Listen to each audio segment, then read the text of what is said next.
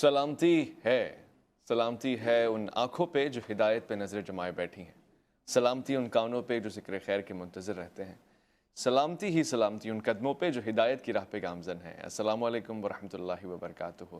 تمام تعریفیں خدائے بزرگ برتر کے لیے جو وحدہ لا شریک ہے، نہ کوئی ثانی ہے نہ کوئی ہمسر ہے۔ درود لامحدود محبوب رب الودود، راحت العاشقین مراد المشتاقین حضرت محمد مصطفیٰ، آپ کی آل پاک، آپ کے جانثار انصار اور اصحاب پر۔ ظالمن آپ دیکھ رہے ہیں الف لام میم، میں آپ کا میزبان محمد اویس ربانی تہ دل سے آپ کو کہتا ہوں خوش آمدید۔ ہم اکثر اس دنیا میں آئے نہیں ہیں بلکہ ایک مقصد کے ساتھ آئے ہیں، اور یہاں سے جائیں گے نہیں بلکہ ایک کام اعمال کارنامہ سر انجام دے کے جائیں گے۔ البتہ یہ جو مقصد ہے اس میں دو اشیاء ہیں جو مل کے اس کام کو یقینی بناتی ہیں، ایک طرف روح ہے اور ایک طرف جسم ہے۔ جسم کو روح نے بڑی طاقت دے رکھی ہے، مگر خود اپنی ذات میں روح کو جو طاقت حاصل ہے اس کا احاطہ جسم بھی نہیں کر سکتا۔ ایک وقت آتا ہے کہ ہم سب اللہ رب العزت کے پاس واپس لوٹتے ہیں، اور جس کا حقیقی طور پہ وعدہ بھی ہے اور یقین بھی ہے۔ ایک مسلمان اس نیت اور عقیدے کے ساتھ جیتا ہے کہ موت حتمی ہے اور اس میں کوئی شک نہیں ہے۔ مگر اس کے بعد ہوتا کیا ہے؟ جب آپ قبر میں چلے جاتے ہیں تو اس کے بعد، یا پھر اس وقت جب آپ کے جسم سے روح نکال لی جاتی ہے، یا عین اسی وقت کہ جب روح نکل رہی ہوتی ہے، ہوتا کیا ہے؟ یہ روح جاتی کہاں ہے؟ جسم تو لاکھوں بلکہ سبھی لوگ مٹی کے نیچے چلے جاتے ہیں، روح کا آخر سفر کس طرف ہوتا ہے؟ اور اس سفر کے بعد منزل کیا ہوتی ہے؟ کیا روح کے اوپر ہی عذاب آتا ہے؟ کیا روح ہی جنت اور دوزخ کے معاملے میں گھیری جاتی ہے، یا پھر یہ جسم ہے جس کو قبر میں جانے کے بعد سخت عذاب سے دوچار ہونا پڑتا ہے؟ کیونکہ سنتے ہیں کہ جنت یا جہنم کی کھڑکی بھی کھل جاتی ہے، وہ کھڑکی آخر کیسی ہوتی ہے؟ میں آج اس موضوع کو لیے بیٹھا ہوں جس میں بہت کچھ سمجھ سکتا ہے اور بہت کچھ سما ہوا ہے، برزخ کے سفر سے لے کر قبر تک، اور قبر سے پیچھے آئیں تو انسان کی روح کے نکلنے کا وہ عالم جسے ہم نزع کا عالم کہتے ہیں، سب کچھ آج سوال کا حصہ ہے۔ میں آج کے پروگرام میں خوش آمدید کہنا چاہتا ہوں، عالم دین ہے، نوجوان، اور ساتھ ساتھ یہ کہ علم روحانیات سے کافی زیادہ گہرا لگاؤ رکھتے ہیں۔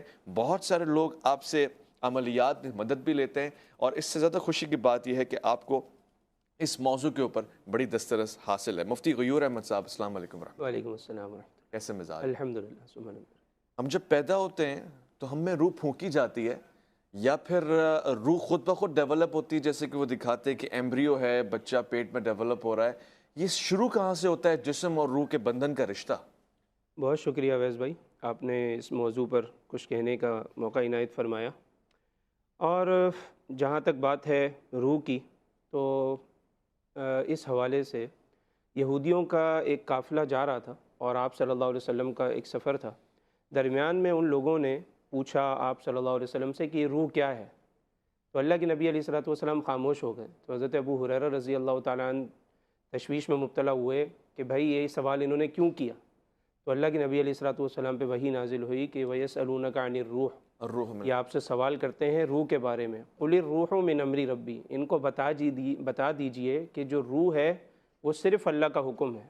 اب اس کی تفصیلات میں جانا، اس کو کھریدنا، یہ جو ہے کسی انسانی بس میں ہے ہی نہیں، لیکن چونکہ ایک انسان ہے اور آہستہ آہستہ ترقی کرتا ہے اور اس کے ایک عروج تک پہنچتا ہے، تو اس میں علماء اکرام کے دو طبقات بن گئے۔ ایک طبقہ وہ ہے کہ جو بالکل یہ کہتا ہے کہ روح سے متعلق ہم سے گفتگو ہی نہ کرو، اور دوسرے حضرات وہ ہیں جنہوں نے روح سے متعلق کتابیں لکھی ہیں، کتاب الروح ہے، اور اس طریقے سے مختلف قسم کی چیزیں ہمارے سامنے آتی ہیں۔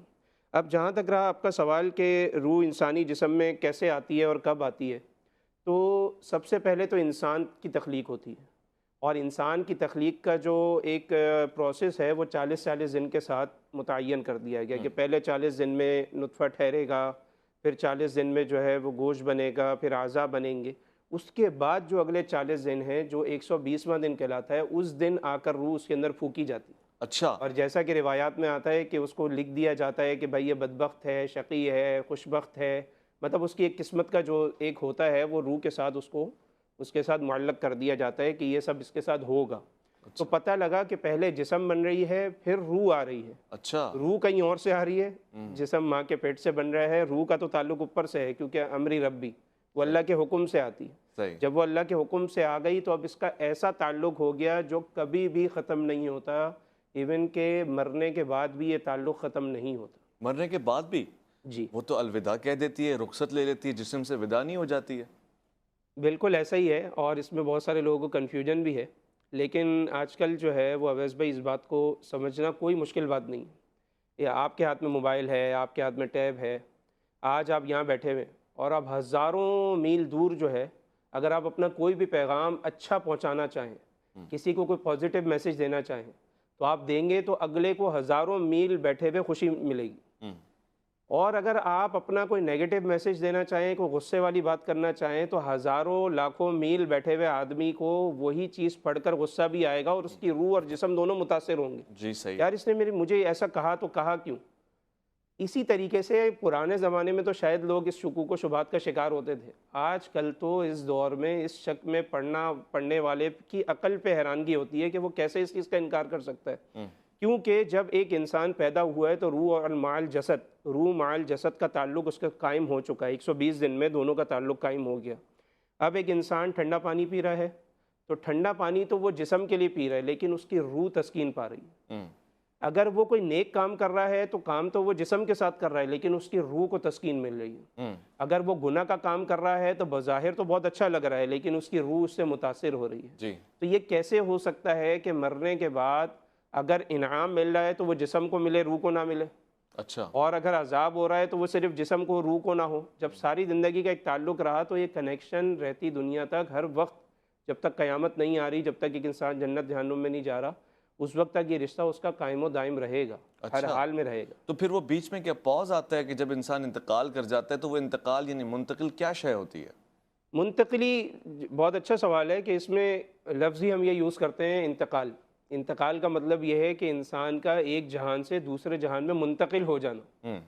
اس کو آپ یہ نہیں کہہ سکتے کہ ایک انسان کا ایک جگہ سے فنا ہو جانا، یہ لفظ نہیں کہتے ہیں. اچھا. ہم کہتے ہیں منتقل ہو گیا، شفٹ ہو گیا، وہاں چلا گیا.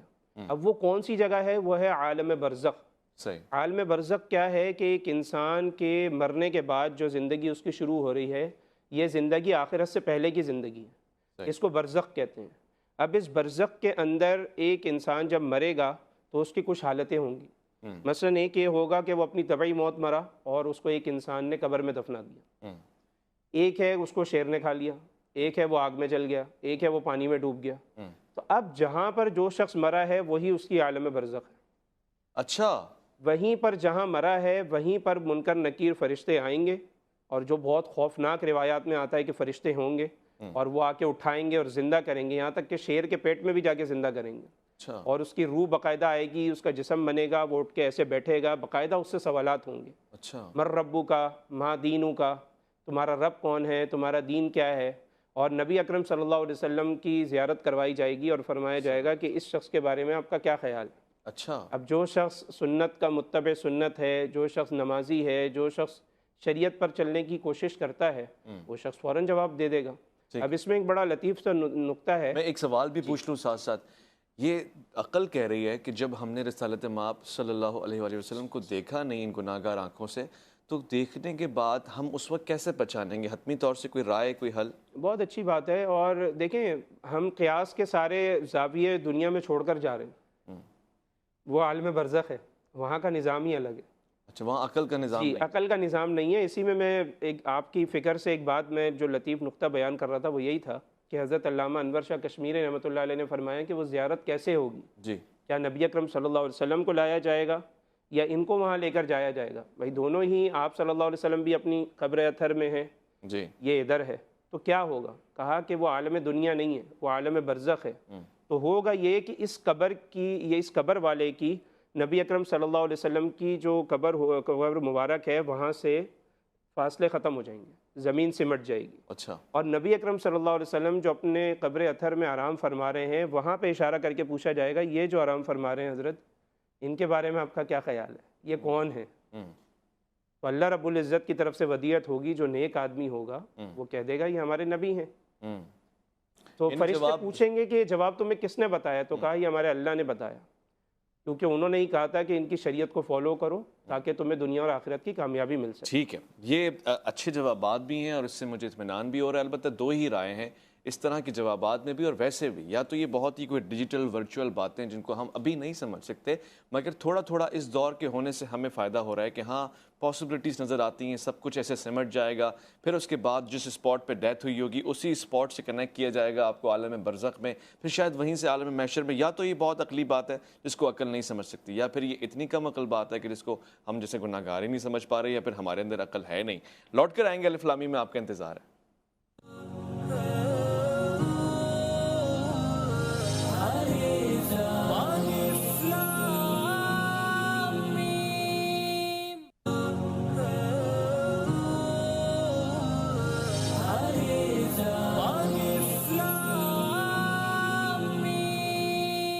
خواتین و حضرات، سوشل میڈیا پہ تصاویر کا سلسلہ تو بندہ رہتا ہے، مگر ایسے اسکرول کرتے ہوئے مجھے مکہ معظمہ کی الحجاز مقدسہ کی ایک تصویر سامنے آئی میرے آنکھوں کے، جس میں بہت سارے لوگوں کے جنازے پڑھے جا رہے تھے، مگر ایک جنازے کو چہرے کو نہیں ڈھانکا گیا تھا۔ سوال پوچھنے پہ یہ معلوم ہوا کہ یہ معاملہ تھوڑا سا عجیب ہے۔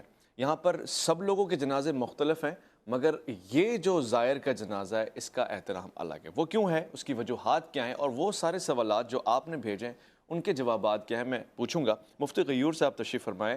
مفتی صاحب، پہلے تو وہ حجاز مقدسہ کا واقعہ کیا ہے کہ ان کے چہرے کے اوپر یعنی ڈھاکا نہیں گیا، جنازے کو عام طور سے آپ نے دیکھا کفن میں پورا پیک کیا جاتا ہے، مگر چہرہ کھلا چھوڑا گیا، اس کی کوئی خاص وجہ؟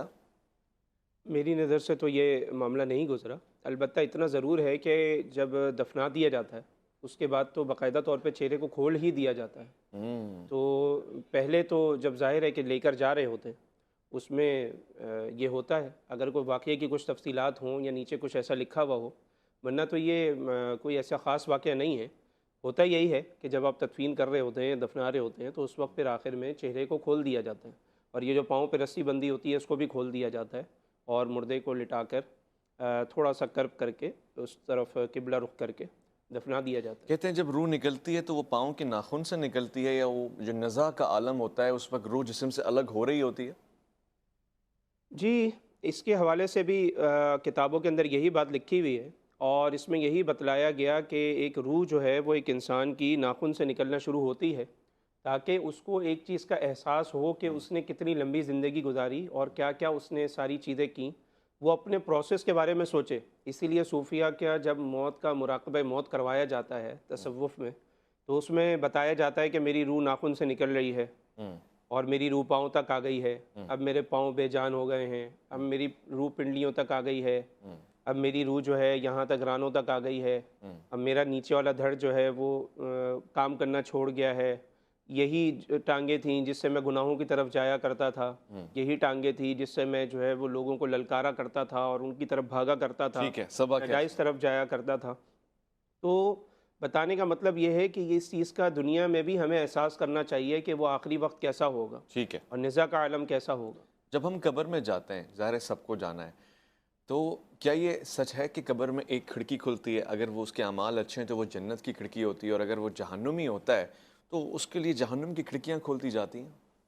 بالکل ایسا ہی ہے، جیسا کہ نبی اکرم صلی اللہ علیہ وسلم نے ارشاد فرمایا کہ جب ایک انسان مر جاتا ہے اور جب وہ قبر میں جاتا ہے تو اگر تو وہ شخص نیک ہوتا ہے تو باقاعدہ قبر کہتی ہے کہ تیرا آنا بہت مبارک ہو، جتنے بھی لوگ دنیا میں چلا کرتے تھے اس زمین کے اوپر اس میں سے تو مجھے بہت محبوب تھا، اب تو میرے پاس آیا ہے تو میرا رویہ اپنے ساتھ دیکھے گا، اچھا۔ اور اپنا میرا ایک اچھا جو ایک عادت ہے یا جو میری اچھی روایت ہے اس کو تو میرے ساتھ دیکھے گا۔ اچھا۔ اس کے بعد روایات میں آتا ہے کہ اس کی قبر جو ہے وہ کشادہ ہو جاتی ہے، اور فرشتے اس کے لیے باقاعدہ طور پر تکیے کا انتظام کرتے ہیں اور کھڑکی کو کھول دیا جاتا ہے، اچھا۔ اور جنت کی طرف سے ہوائیں اس تک آنا شروع ہو جاتی ہیں، اچھا۔ اور اس کو کہہ دیا جاتا ہے کہ تو ایسے آرام کر جیسا کہ ایک شادی شدہ جوڑا ایک پہلی رات کو جس سے اس کا ایک اہتمام ہوتا ہے، اس طریقے سے آپ کے لیے اہتمام کر دیا گیا ہے، لہذا آپ آرام کریں۔ اور اس کی نگاہ جو ہے، شادی شدہ جوڑا پہلی رات کو آرام کرتا ہے، ایک بات ہے۔ اس میں یعنی بتانے کا مطلب یہ ہے کہ جس طرح ان کے لیے ایک انتظامات کیے جاتے ہیں، ریسیپشن اچھا دیا جس جاتا طرح ریسیپشن اچھا کیا جاتا ہے تو اس کو بتایا جاتا ہے کہ یہ آپ کے لیے انتظامات ہم نے کر دی ہیں، لہٰذا آپ جو ہے وہ اس طریقے سے یہاں پر آرام کر سکتے ہیں، استراحت فرما سکتے ہیں۔